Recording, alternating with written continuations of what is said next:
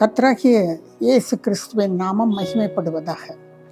இந்த நாளிலும் கூட உங்களோடு இணைந்து ஆண்டவருடைய வார்த்தையை தியானிக்கும்படியாய் கர்த்தர் கொடுத்த ஸ்லாக்கியத்திற்காக தேவனை நான் ஸ்தோத்தரிக்கிறேன். அவருடைய வார்த்தையை நாம் வாசிப்பதும் கேட்பதும் தியானிப்பதும் சுதந்திரித்துக் கொள்வதும் தேவன் நமக்கு கொடுத்திருக்கிற பெரிதான கிருபை. அவருடைய கிருபை நம்மோடு கூட இருக்கிறது. லூக்கா எழுதின சுவிசேஷம் 5வது அதிகாரத்திலே 5-6 வசனங்களை உங்களுக்காக நான் வாசிக்கிறேன்.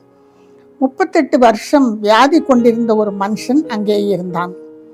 படுத்திருந்த அவனை இயேசு கண்டு வெகு காலமாய் அவன் வியாதியஸ்தன் என்று அறிந்து அவனை நோக்கி, சொஸ்தமாக வேண்டுமென்று விரும்புகிறாயா என்று கேட்டார். சொஸ்தமாக வேண்டும் என்று விரும்புகிறாயா என்று அவனை பார்த்து கேட்கிறார். வெகு காலமாய் படுத்திருக்கிறான் என்பதை அவர் அறிந்து கொள்ளுகிறார். இயேசு அந்த பக்கமாக வரும்பொழுது, அந்த பெதஸ்தா மண்டபத்தின் அருகிலே வரும்பொழுது அப்படி ஒரு மனிதன் படுத்திருப்பதை காண்கிறார். 38 வருஷம் என்று சொல்லும் பொழுது, ஒருவேளை 30 வயதில் வியாதிப்பட்டான் என்று வைத்துக் கொள்வோமே, 68 வயதாயிருக்கும். 35 வயது என்றால் இன்னும் கூடுதலான வயதாயிருக்கும். 70 வயதை கடந்து போனவன் படுத்திருக்கிறான். வெகுகாலமாய் படுத்திருக்கிறான் என்று இயேசுவுக்கு தெரியும். கர்த்தர் அதை அவனை கண்டவுடன் அருகில் சென்று, நீ சொஸ்தமாக வேண்டும் என்று விரும்புகிறாயா என்று கேட்டார். இவ்வளவு நாட்கள் வியாதியாய் படுத்திருக்கிறானே, ஒருவர் வந்து கேட்கிறார், சொஸ்தமாக வேண்டும் என்று விரும்புகிறாயா என்று. சாதாரணமாக என்ன பதில் சொல்ல வேண்டும்? ஆம், நான் சொஸ்தமடைய விரும்புகிறேன். ஒருவேளை அவர் வைத்தியராக இருக்கலாம், வேறு ஏதாவது செய்பவராக இருக்கலாம். எனக்கு சுகமாக வேண்டும் என்று அவன் கேட்டிருக்கலாம். ஆனால் இருதயத்தின் நிறைவினால் வாய் பேசும் என்று வேதம் சொல்லுகிறது. பிரியமான தேவனுடைய பிள்ளையே, ஆத்துமா எதை சிந்தித்து கொண்டிருக்கிறதோ, ஆத்துமா என்று சொல்லும் பொழுது நம்முடைய இருதயம், மனம், எண்ணம் எல்லாம் இணைந்த அந்த ஆத்துமா எதை சிந்தித்து கொண்டிருக்கிறதோ அதுதான் வாயிலே வெளிப்படும். அந்த இருதயத்தின் நிறைவினால் வார்த்தைகள் வெளியே வரும். அவன் ஆம், நான் சுகமாக வேண்டும் என்று விரும்புகிறேன் என்று சொல்லவில்லை. அதற்கு பதிலாக அவன் சொல்லுகிறான், நான் வெகு காலமாக இங்கே படுத்திருக்கிறேன், இந்த குளம் கலங்கும். அந்த குளம் கலங்கும் பொழுது வேறு யாராவது ஒருவன் அங்கே போய்விடுகிறான், யாராவது ஒருவர் அதில் இறங்கி விடுகிறார்கள், முந்திக் கொள்ளுகிறார்கள். என்னால் போக முடியவில்லை, எனக்கு உதவி செய்ய ஒருவரும் இல்லை என்று அப்படியே புலம்புகிறான். பல காரியங்களை சொல்லுகிறான். தேவன் அனுப்புகிற தூதன் வருவது உண்மைதான். அந்த வார்த்தையை அவன் அறிந்திருக்கிறான், அதை நம்பி இருக்கிறான். அதன்படி அவன் காத்து கொண்டிருக்கிறான். அவனுடைய ஆத்துமா காத்து கொண்டிருக்கிறது. எதற்காக காத்து கொண்டிருக்கிறது? ஒருவேளை ஒன்று வரும், தேவதூதன் வந்து அந்த குளத்தை கலக்கும் பொழுது நானும் இறங்கி விடுவேன். ஆனால் பாருங்கள், 38 வருஷமான பிறகும் அவன் தன் நம்பிக்கையை விட்டு தளரவே இல்லை. சங்கீதங்களின் புத்தகம் 136 சங்கீதக்காரன் சொல்கிறான், எப்பொழுது விடியும் என்று காத்திருக்கிற ஜாமக்காரனை பார்க்கிலும் என் ஆத்துமா அதிகமாய் காத்திருக்கிறது. அப்படித்தான் 38 வருஷம் அவன் காத்திருக்கிறான். அவன் சங்கீதம் 6:3 நாம் வாசிக்கிறது போல, என் மனம் வியாகுலப்பட்டு போயிருக்கிறது, அவனுடைய ஆத்துமா வியாகுலப்பட்டு போயிருக்கிறது, எதுவரைக்கும் இறங்காது இருப்பீர் என்று அவன் தனக்குள்ளே போராடி கொண்டிருந்தபடினாலே, இயேசு சொஸ்தமாக வேண்டும் என்று விரும்புகிறாயா என்று கேட்ட பொழுது அவன் சொல்கிறான், குளம் கலங்குது, தேவதூதன் வருகிறான், யாரோ ஓடி போய் இறங்குகிறார்கள், எல்லாரும் சுகமடைகிறார்கள். அங்கே 5 மண்டபங்கள் உண்டு பிரியமானவர்களே. அந்த குளம் சற்று ஆழமான இடத்தில் இருக்கிறது. நன்றாக கல் பாவப்பட்டு கட்டப்பட்டிருக்கிறது. அதில் வியாதியஸ்தர்கள் படுத்திருப்பார்கள். குருடர், ஊமையர், சப்பானிகள், நடக்க முடியாதவர்கள் எல்லாரும் படுத்திருப்பார்கள் என்று அங்கு வேதத்தில் எழுதப்பட்டிருக்கிறது. ஆனால் பாருங்கள், சப்பானிகள் கூட நடந்து போய் எப்படி போவார்கள், யார் உதவி செய்வார்கள் என்று தெரியவில்லை, குளத்திலே இறங்குகிறார்கள், சுகமடைகிறார்கள். அதையும் அவன் பார்த்து கொண்டுதான் இருக்கிறான். ஆனாலும் நம்பிக்கை தளராதபடி அவன் அங்கே காத்து கொண்டிருந்தபடியினாலே கர்த்தர் மனம் இறங்கி இயேசுராஜா அந்த இடத்திலே போய் அவனை சந்திக்கிறார்.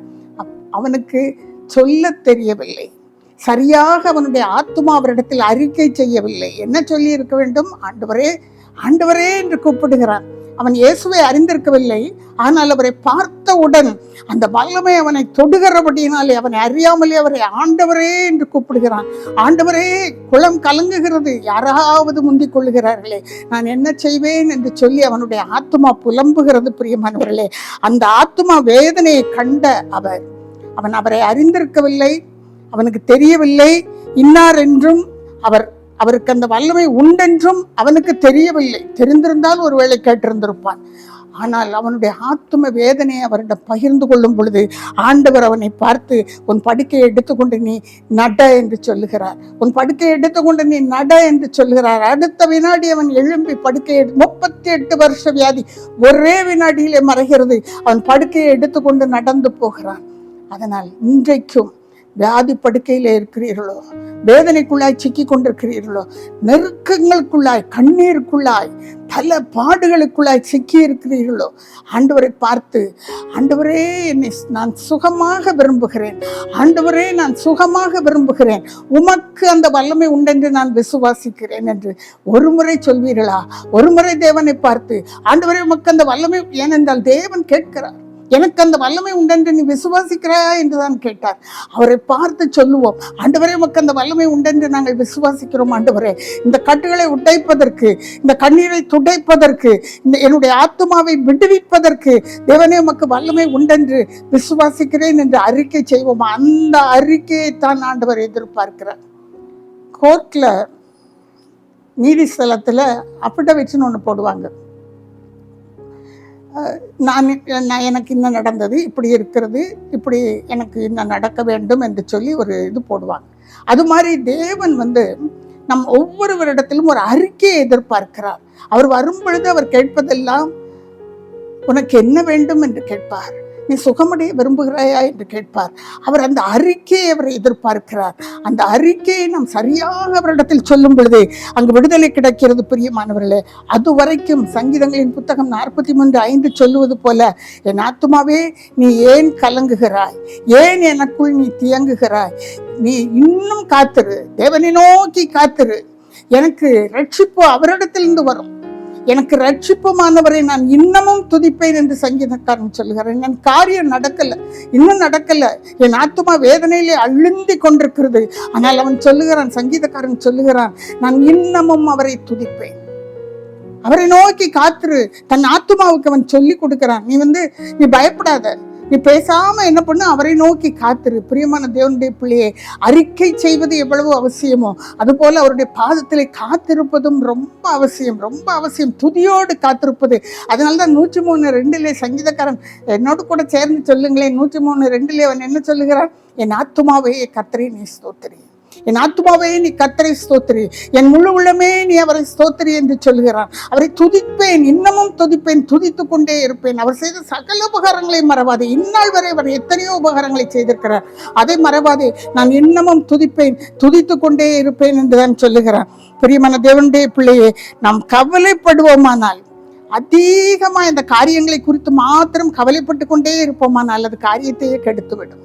அதை விட்டுவிட்டு ஒன்று தேவனிடத்தில் அறிக்கை செய்ய கற்றுக்கொள்வோம். உம்மால் கூடும் ஆண்டவரே, நீர் என்னை அறிந்திருக்கிறீர், நீர் என்னை காண்கிற தேவன் என்று சொல்வோம்.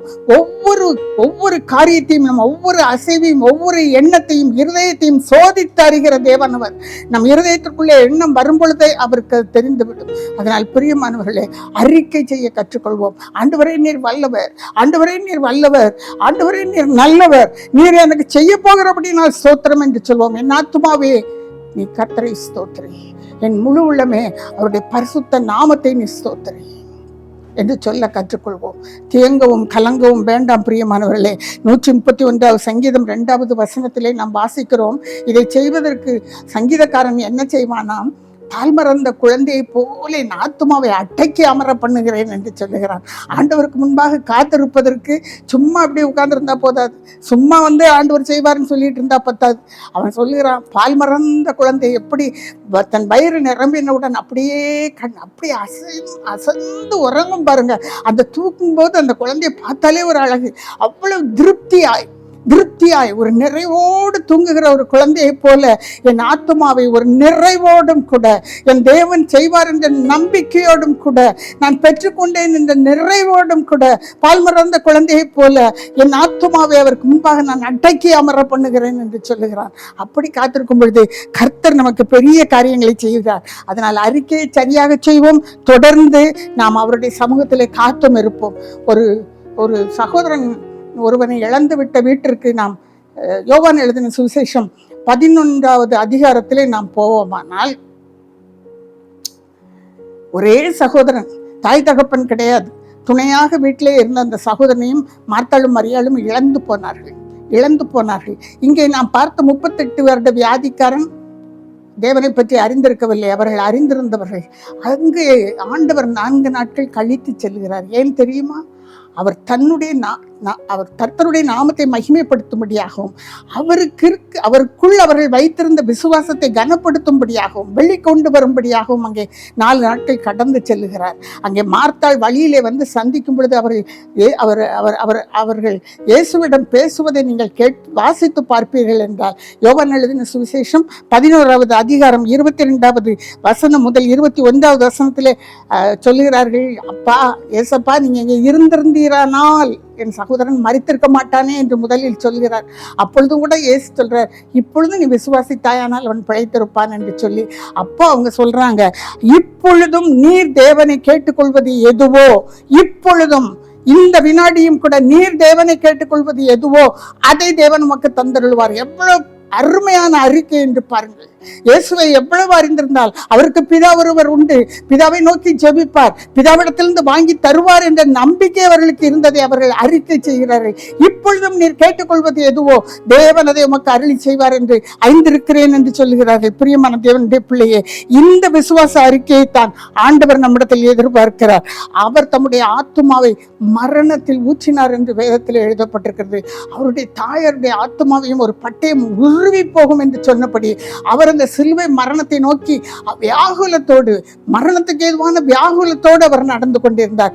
நன்றியோடு தகப்பனே, அவர் அப்படி செய்ததனால் தான் நம்ம இன்னைக்கு ஜீவனோடு இருப்பது மாத்திரமல்ல, தலை நிமிர்ந்து வாழ்ந்து கொண்டிருக்கிறோம், அவருக்குள் வாழ்ந்து கொண்டு இருக்கிறோம். பிரியமான தேவனுடைய பிள்ளையே, அவர் ஏசாயா தீர்க்கதரிசியின் புத்தகம் 53வது அதிகாரம் 10, 11, 12வது வசனங்களை வாசித்து பார்ப்பீர்கள் என்றால், அவர் குற்ற நிவாரண பலியாக, நமக்காக குற்ற நிவாரண பலியாக சிலுவையிலே ஒப்புக் கொடுக்கப்பட்டார். தன்னுடைய ஆத்மாவை மரணத்தில் ஊற்றினார். அதன் நிமித்தமாக அவர் அதன் பலனை கட்டாயம் கண்டு கழிப்பார். நாமும் அந்த பலனில் ஒருவர் தான். ஆண்டவர் தம்முடைய இரத்தத்தினால் கழுவி இருக்கிறார். நம்முடைய ஆத்மாவை குற்றமற ஆண்டவருடைய கரத்திலே ஒப்புக் கொடுப்போம். பிரியமானவர்களே, லேவியராகமம் 17:11 சொல்லுகிறது, ரத்தம் மாத்திரமே ஆத்துமாவை சுத்தப்படுத்தும் என்று சொல்லி. 1 யோவான் 1:7 நாம் வாசிக்கிறோம், இயேசு கிறிஸ்துவின் ரத்தம் சகல பாவங்களையும் நீக்கி நம்மை சுத்திகரிக்கும் என்று சொல்லி. எபிரேயர் 9:22 வாசிக்கிறோம், ரத்தம் சிந்துதல் இல்லாமல் பாவ மன்னிப்பு உண்டாகாது என்று சொல்லி. அந்த ரத்தத்தை கல்வாரியின் சிலுவையிலே சிந்தினபடினாலே, அவர் நமக்காக சிந்தினபடினாலே, நம்மை தெரிந்து கொண்டு அவர் தொட்டபடினாலே இன்றைக்கு நாம் ஜீவித்துக் கொண்டிருக்கிறோம். கர்த்தருடைய சமூகத்திலே நாம் ஒப்புக் கொடுப்போம். வியாதிகள் மாறும், வேதனைகள் மாறும். இழந்து போன சகோதரனை அவர்கள் திரும்ப பெற்றுக் கொண்டார்கள். வாழ்க்கையிலே எதை இழந்து போயிருக்கிறீர்களோ, என்னென்ன கண்ணீரிலே கடந்து போய் கொண்டிருக்கிறீர்களோ, 100 ஆண்டவர் உங்களை கொடுத்து உங்களுடைய ஆத்மாவை திருப்திப்படுத்துவார். பசியுள்ள ஆத்மாவை அவர் திருப்தியாக்குகிறார் என்று எழுதப்பட்டிருக்கிறது. ஒரு வினாடி கண்களை மூடி வல்லமையுள்ள தேவனை நாம் நோக்கி பார்ப்போம். அன்புள்ள இயேசு சுவாமி, ராஜா இந்த வார்த்தையை கேட்டுக்கொண்டிருந்த ஒவ்வொரு பிள்ளைகளையும் கர்த்தர் தொடுவீராக. தமக்குரியவர்களை இழந்து போய் துன்பத்திலும் துக்கத்திலும் இருக்கிற குடும்பங்களை தொடுவீராக ஆண்டவரே. அங்கு கர்த்தர் சமாதானத்தை விதைப்பீராக.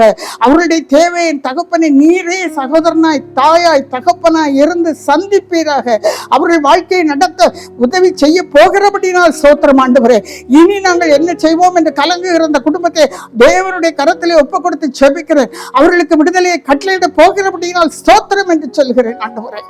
38 வருஷம் படுத்து கிடந்த அந்த சகோதரனை போல வியாதி படுக்கையில் இருக்கிற ஒவ்வொருவரையும் கர்த்தர் தொடுவீராக. கர்த்தருடைய நாமமும் இரத்தமும் விடுதலை செய்ய போவதற்காய் ஸ்தோத்திரம். கழுத்தில் வலது காதின் கீழாக இருக்கிற கட்டிகள் இயேசு கிறிஸ்துவின் நாமத்தினால் மறைகிறபடியினால் துதிக்கிறேன் ஆண்டவரே. நன்றியோடு துதிக்கிறேன். நடு முதுகிலே வந்திருக்கிற கட்டி போல இருக்கிற அந்த காரியம் இயேசுவின் நாமத்தினால் அற்று போவதாக என்று கட்டளை கொடுத்து ஜெபிக்கிறேன். கர்த்தருடைய நாமம் மகிமைப்படுவதாக. கர்த்தர் கிரியை செய்ய போகிறபடினால் ஸ்தோத்திரம்.